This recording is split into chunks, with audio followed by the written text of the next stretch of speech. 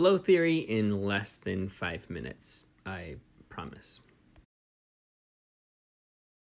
It was the first game of the 1992 NBA Championship Series. The Portland Trail Blazers were pulling ahead of the Chicago Bulls when Phil Jackson called a timeout.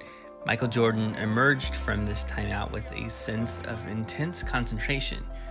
And though it didn't seem like a big deal at the time, he would then go on in the next 18 minutes to hit 6 three-pointers.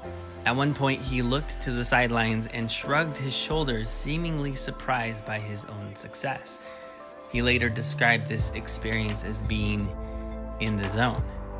Now, players in every sport describe this similar experience of being in the zone, where they tune out the crowd and the noise and the distractions and just play at their top performance. But it isn't limited to sports. Artists and authors, musicians, engineers, composers, they all experience this same sense of being in the zone. It's a strange paradox where time seems to stand still, and yet it seems to be over in an instant. It feels effortless even though you're facing an extreme challenge. There's a sense of relaxation, but it's also intense. You seem more present than ever, but you also seem to lose your entire sense of self. You've probably experienced this before, when you were so engaged in a task that you lost track of time and place. There's a term for this. It's called being in a state of flow. And if we want students to be fully empowered to own the creative process, to engage in deep and meaningful work, well, then we need to understand what it means for students to reach this state of flow. Although the idea of flow has existed for thousands of years, flow theory began in the 1970s and 80s when Hungarian psychologist Mihaly Csikszentmihalyi became fascinated by artists who were so lost in their creative work that they would lose track of time and even ignore food, water, and sleep.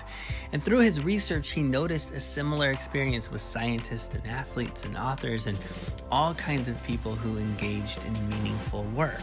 It was a state of hyper-focus and complete engagement, and he described it as optimal experience. Researchers do not have one single working model for flow theory, but there are a few factors that the theorists have described as being vital for achieving the state of flow. Number one, it needs to be a task that you find intrinsically rewarding. You're not going to hit a state of flow while necessarily, mowing the yard or cleaning toilets, unless that's your jam. Number two, you need clear goals and a sense of progress. It helps if you are actually setting the goals yourself. Number three, the task needs clear and immediate feedback. You need to know what you're doing and where you're going. Number four, the challenge must match the perceived skills. This requires a sense of personal control or agency over the task. In 1987, researchers published the 8-channel model of flow shown here, and notice that if a task is too easy, you might experience apathy or boredom, but if a task seems too hard, you'll be anxious. The goal is to match both the skill level and the task at hand. And number five, it requires intense focus on the present moment. So what does this actually mean for schools? Well, here are a few ideas. Number one, tap into intrinsic motivation. Find tasks that students will want to do rather than tasks that they simply have to do. Number two, embrace student choice and agency. Whenever possible, allow them to own their learning. Number three, provide the right scaffolding so that students can match the challenge level to their ability levels, or at least their perceived ability levels. Number four, minimize distractions so that students can focus on their learning. It helps to change the pacing so that you have fewer tasks and more time to accomplish it. And number five, help students learn to monitor their own progress through metacognition.